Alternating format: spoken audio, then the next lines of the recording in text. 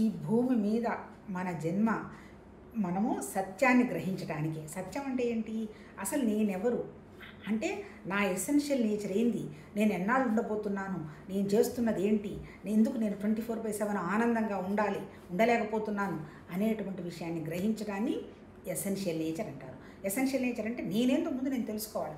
ఒక్కసారి నేనేంటో నాకు అర్థమైందనుకో ప్రపంచం అర్థమైపోతుంది. తర్వాత ఇంకేమంటారు? ఈశ్వరతత్వం అర్థమైపోతుంది, పరమాత్మతత్వం కూడా అర్థమైపోతుంది. ఏదో అంటారు, ఏదో ఒక సినిమాలో నేనేదో చెప్పుకున్నట్టున్నాము, ఎందుకు ఆ అమ్మాయి ఎందుకు ఇలా ప్రవర్తిస్తుంది నువ్వు అర్థం చేసుకున్నావు అంటే, నన్ను నేనే అర్థం చేసుకోలేకపోతున్నాను, ఇంకా పక్కల వాళ్ళని నేనేమో అర్థం చేసుకుంటాను అంటారు. చాలామంది ఏమంటారు, అవతల వాళ్ళు మారాలని వాళ్ళ మీద రిస్ట్రిక్షన్స్ పెడుతుంటారు. కాదు, ముందు మనల్ని మనం అర్థం చేసుకోవాలి. కనుక మనం అర్థం చేసుకుంటే ప్రపంచం అంతా అర్థమైపోతుంది. ఈ అర్థం చేసుకోవటాన్ని మనం ఏమంటారంటే దాన్ని మన సెల్ఫ్ని మనం గ్రహించడం అంటారు. సెల్ఫ్ అంటే ఏంటి? మళ్ళీ పరమాత్మ అంటే సెల్ఫ్ అంటే ఏంటి? సెల్ఫ్ అంటే ఆత్మ అంటున్నారు కదా. ఆత్మ అంటే ఏంటి? నా శరీరం ఏంటి, నా ప్రాణం ఏంటి, నా మనసు ఏంటి అనేటువంటి విషయాలని దాన్ని జీవాత్మ అంటారు. ఈ జీవం కానిది ఇంకొక అత్యద్భుతమైనటువంటి నా దగ్గర ఒక జ్ఞానం ఉంది. అది నేను ఎప్పుడూ డైరెక్ట్ చేస్తూనే ఉంటుంది, కానీ నేను వినిపించుకోను. ఎందుకు?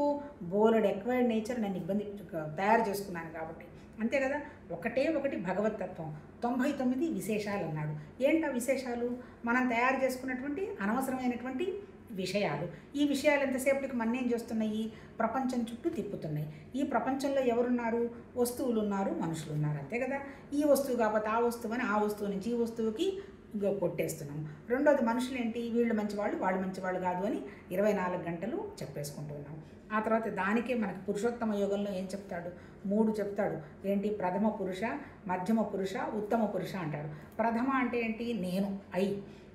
నేను ఇప్పుడు మూడోది ఏంటి? మధ్యమ కాకుండా ప్రథమ, మధ్యమ, మూడో థర్డ్ పార్టీ గురించి మాట్లాడుతూ ఉన్నాననుకో అది అధమం. అలా కాకుండా నా గురించి నేను మాట్లాడుకున్నాననుకో అధమాధమం. అంటే ఏంటి? ఎప్పుడు కూడా ఈ ఎక్కువ నేచర్ గురించే పరుగులు పెడుతూ ఉంటుంది. మూడో మనిషి అంటే ప్రపంచం, నా గురించి అంటే నా సెల్ఫ్ అవుతుంది. అసలు నేను ఇప్పుడు రెండో స్థితిలో మాట్లాడుకున్నామనుకో అది భగవతత్వం. అంటే ఏంటి? మధ్యమ మా స్థితి అన్నమాట. అంటే దైవత్వం గురించి మాట్లాడటం, దైవత్వాన్ని అనుభవం తెచ్చుకోవటం మనం ఉంటుంది. తర్వాత ఇంకొక విషయం ఏంటి? ఇప్పుడు అసలు అయ్యే లేదనుకోండి, ఎవరి గురించి మాట్లాడతాను నేను? అంటే ఏంటి? ఇప్పుడు అంటే అయ్యే సమస్య. లేకుండా మరి నేనెవరు? నేను టోటాలిటీ, అందరిలో ఉన్నది, నాలో ఉన్నది ఆ భగవతత్వ శక్తి అనేటువంటి అవగాహన నాకు వచ్చిందంటే ఉన్నదంతా ఒకటేనని తెలుస్తుంది. మరి ఆ ఒకటికి నేనేం చేయాలి? నా మనసును బయట తిప్పడం మానేసి